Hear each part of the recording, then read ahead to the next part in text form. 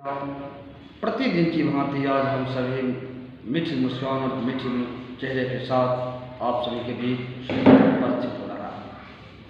आज के इस महाप्रसंग में मन को हम अपने जीवन में कैसे केंद्रित करें और मन को हम कैसे संभाल करें, एक छोटी सी दृष्टांत के माध्यम से समझेंगे।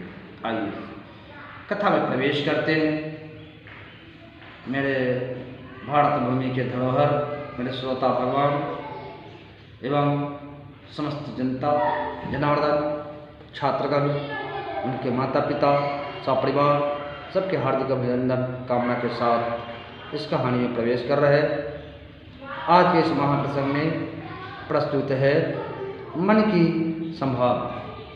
मन की संभाल के लिए एक दृष्टांत आया है। दृष्टांत महाकाव्य में, धर्म ग्रंथ में, कि एक राजा था अपने मंत्री के सहारे, अपने मंत्री के दिमागों से और खुद के अपने दिमागों से अपने राजकाज को संभाल करता था। हमेशा उसके मन में एक चिंता खटकता था कि कहीं कोई हमारे राज्य पर चढ़ाई न कर दे, या कहीं कोई ऐसा शत्रु न आक्रमण कर दे जो हमारे मन को विचलित कर दे। होता ही ऐसा ही है कि उसके जब भी कोई शत्रु चढ़ाई करता है, उस समय जब उसका सलाहकार मंत्री उपस्थित नहीं होते हैं, राज दरबार में उपस्थित होते हैं, छुट्टी के अवधि में आक्रमण शत्रु भी देखता ही रहता है कि कब उसका राज दरबार खाली है, कब राजा अपने आप को नहीं संभाल पाएंगे। वैसे स्थिति में हावी होता है। आइए हम जानते हैं उस राजा के राज दरबार में संध्या काल में एक निशाचर प्रवेश कर जाता है और कहता है कि राजन, मुझे काम दो और नहीं तो मैं तुझे गला दाब दूंगा। अब राजा के मन में थोड़ा सा घबराहट हुई, फिर घबराहट को संभाले और कहे, अरे हमारे राज्य दरबार में तो हजारों लाखों काम पड़ा हुआ है, लेकिन संजोग ऐसा था कि राक्षस वह निशाचर जो ही काम रहा चटपट कंप्लीट कर देता। अब इतना तेजी अवस्था में काम करता कि उसको अब राजा के पास कोई काम ही नहीं बचा था। तो शर्त यह लगा था कि जब काम राजा नहीं बता पाएगा तो उस पर वह आक्रमण कर देगा, उससे गला पर आक्रमण कर देगा। भीतर ही भीतर परेशान होकर राजा अपने सिपाहियों को भेजते हैं और मंत्री से सलाहकार को बुलाते हैं और चुपके से मंत्री सलाह देते हैं, कहते हैं सरकार ये तो परेशान हो कर रहा है, इसको एक ही उपाय लगाओ। कुत्ते बैठा है और उस कुत्ते को कहो कि ये पूंछ सीधा करेगा। वह निशाचर को कहा। फिर निशाचर छत पर आया, करकती हुई आवाज में कहा कि राजा काम बताओ, नहीं तो तुझे अब गला के ही घोंटने की बात है, गला दाब दूंगा।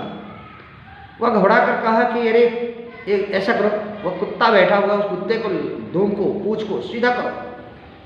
वह निशाचर परेशान हो गया। लगातार वह सीधा करता था और जो ही छोड़ता था कुत्ता गले में टेढ़ के टेढ़े होता था, टेढ़ का टेढ़े रहता था। अंत में वह परेशान होकर भागा, हार मान गया, भागा।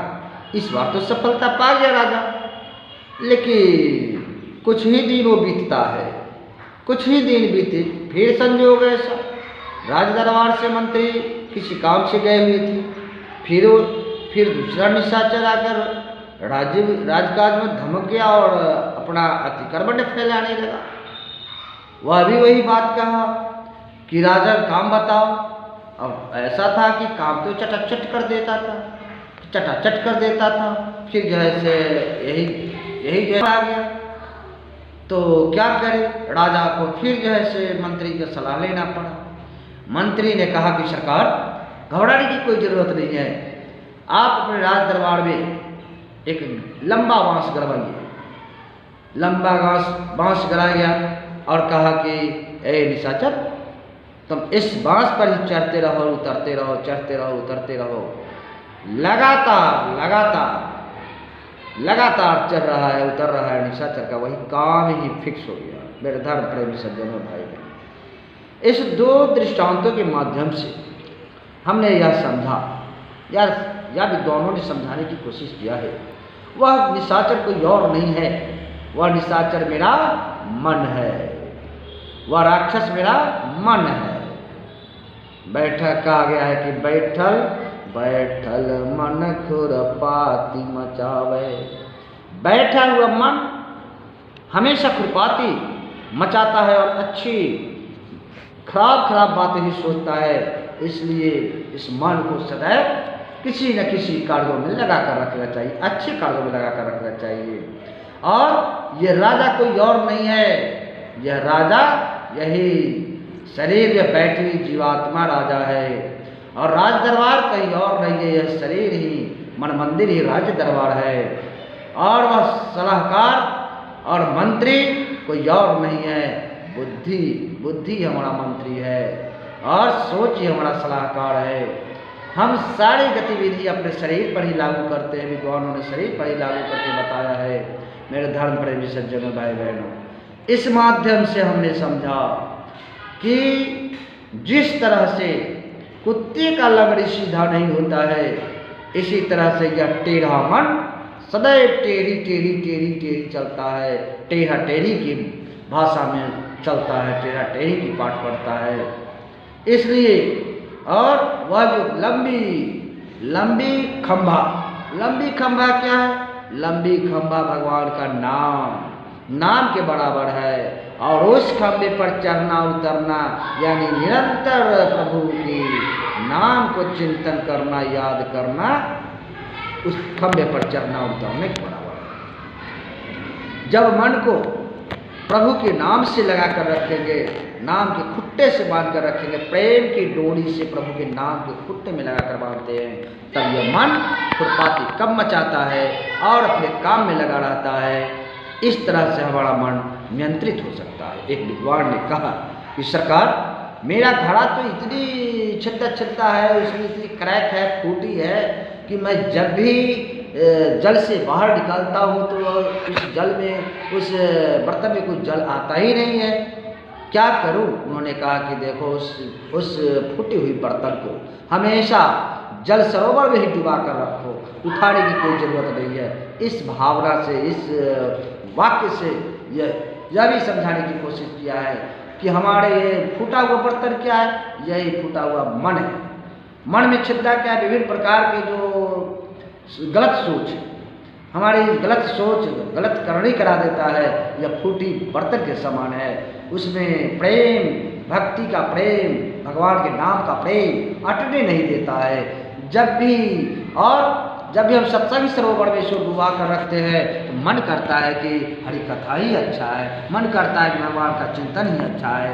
लेकिन जब भी बाहर आ जाते हैं हरि कथा से, उस संसार, उस सत्संग सागर से जब भी बाहर आते हैं तो यह फूटी बर्तन टेढ़ी मन में कुछ नहीं अटता है और संसार के नाश्वरता के फेरी में और इधर उधर की बातों में फिर से आकर उलझ जाता है।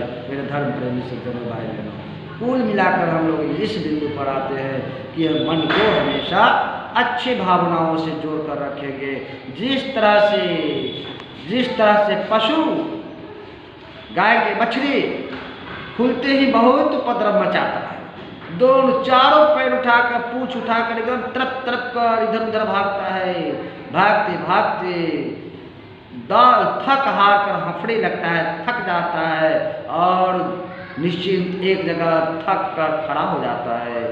जब उसे किसान खूंटे में और रस्सी में लगाकर बांध देता है तो वह छड़क तरप तो करता है, लेकिन एक सीमा के अंदर ही करता है।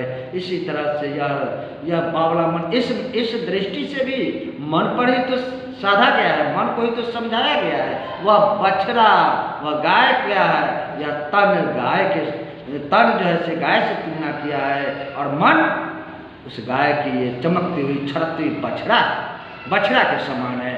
और प्रेम रस्सी क्या है? प्रेम की, भगवान के चरण से जो प्रेम लगता है, भक्ति लगता है, भक्ति रूपी रस्सी से, प्रेम से, और ईश्वर के नाम रूपी प्रभु राम हो, श्याम हो, कोई भी दिव्य शक्ति के नाम से जब हम रस्सी में प्रेम की धागा में बांध देते हैं तो ये मन छड़प तरफ करता तो है, लेकिन एक सीमित बिंदु में छड़प तरप करता है। जैसे बछड़ा तो नाचता है लेकिन खुट्टे से लगा रहता है, तो एक सीमित दूरी में ही नाच पड़ताल करके वह फिर अस्थिर के अस्थिर हो जाता है। मेरे धर्म प्रेमी सज्जन भाई बहनों, इस तरह से जब हम हरि के चरण से मन को बागडोर को जोड़ कर रखेंगे तो हमारा मन छड़प तरप तो करेगा लेकिन संभाल के साथ इस संसार सागर में जरूर रहेगा।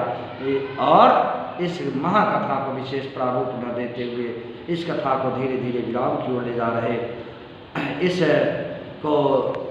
इस दृष्टांत के माध्यम से आप सभी को जाना कि संसार सागर में मन कैसे नियंत्रित हो सकता है और कैसे तरफ छड़प कम हो सकता है। इस संसार सागर में इस महाप्रसंग के माध्यम से मन में गुणन चिंतन कीजिए और अब इसको अपने सुनने के बाद मन में गुणन चिंतन कीजिए। गुणन चिंतन करने के बाद मन में जीवन में उतारने की, जीवन में लागू करने की कोशिश किया जाए। इन्हीं चंद शब्दों के साथ वाणी धीरे धीरे विराम की ओर जा रहा। जय जय सीताराम महाराज की जय, जय जय सीताराम जय। यह वाणी आपके मन को छू जाता है, मन में अच्छा लग जाता है और जीवन में बदलाव जब लागू कीजिएगा तो अवश्य जीवन में बदलाव आना शुरू करेगा। तो मेरे धर्म प्रेमी सज्जन भाई बहनों, एक बार आप इस वीडियो को एक बार इससे आप लाइक सब्सक्राइब शेयर अवश्य करेंगे। जय जय सीताराम महाराज।